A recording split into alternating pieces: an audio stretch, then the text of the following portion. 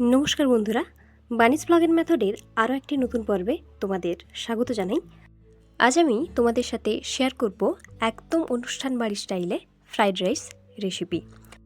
প্রত্যেকটা জিনিসের সঠিক পরিমাপ সহ চলুন দেখে নেওয়া যাক আজকের রেসিপি। প্রথমেই আমি এখানে কড়াই বসিয়ে জলটা গরম করে নেব এবং ওই জলের মধ্যে দিয়ে দিলাম কিছু তেজপাতা, 3 টেবিল চামচ লবণ, তারপর ওর মধ্যে দিয়ে দেব কিছু পরিমাণ এলাচ।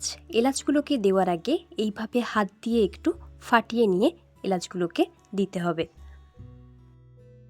তারপর কিছু দারচিনিকে এইভাবে ছোট ছোট করে ভেঙে এর মধ্যে দিয়ে দেব। এবার এর মধ্যে দিয়ে দিলাম কিছুটা পরিমাণে সাদা তেল। এই তেলটা দেওয়ার জন্য ভাতগুলো একে অপরের সাথে জড়াবে না। জলটা ভালোভাবে গরম হয়ে গেলে 1 ঘন্টা আগে থেকে ভিজিয়ে রাখা 3 কিলোগ্রাম পরিমাণে বাসমতি চাল আমি এর মধ্যে দিয়ে দেব।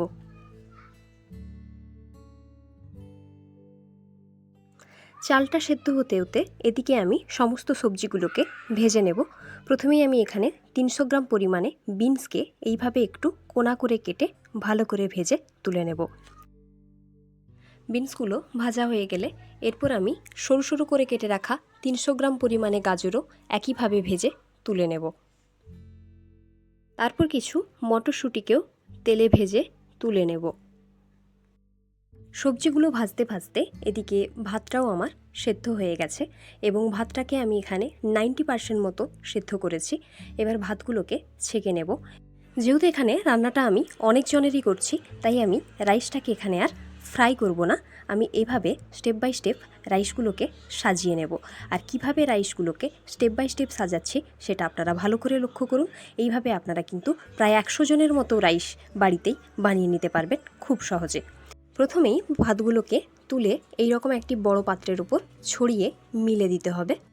তারপর ওর উপর থেকে দিয়ে দেব কিছুটা পরিমাণে চিনি, দিয়ে দিচ্ছি কিছুটা পরিমাণে গুঁড়ো দুধ। এবার উপর থেকে দিয়ে দেব ঘি আর কিছুটা পরিমাণে বাটার। এবার দিয়ে দেব কিছুটা পরিমাণে ভেজে রাখা সবজিগুলো। তারপর কাজু ও কিশমিশও একইভাবে ওপর থেকে ছড়িয়ে দেব।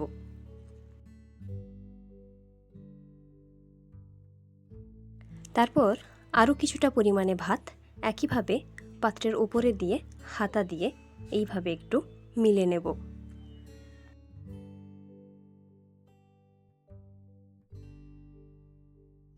এবার সমস্ত উপকরণগুলোকে আগের মতো ধাপে ধাপে দিয়ে দেব।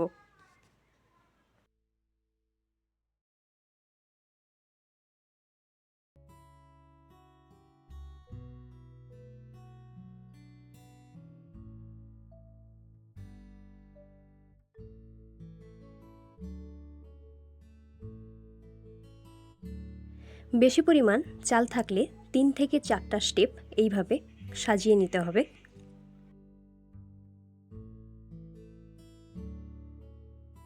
এবার রাইসটাকে কেটে পরিবেশন করতে হবে। অনুষ্ঠান বাড়িতে এক ধার থেকে কেটেই পরিবেশন করা হয়, তবে বাড়িতে আপনারা একসাথে পুরোটা এইভাবে মিশিয়ে পরিবেশন করবেন। আর আমি শেষে এখানে অ্যাড করেছি সবুজ মটরগুলো। এবার এক ধার থেকে ভাতগুলোকে এইভাবে কেটে কেটে মিশিয়ে নিতে হবে, তাহলে কিন্তু ভাতগুলো ভাঙবে না।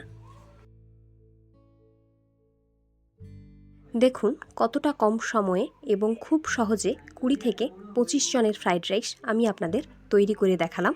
এইভাবে আপনারা অনেক জনের ফ্রাইড রাইস একসাথেই বাড়িতে তৈরি করে নিতে পারবেন।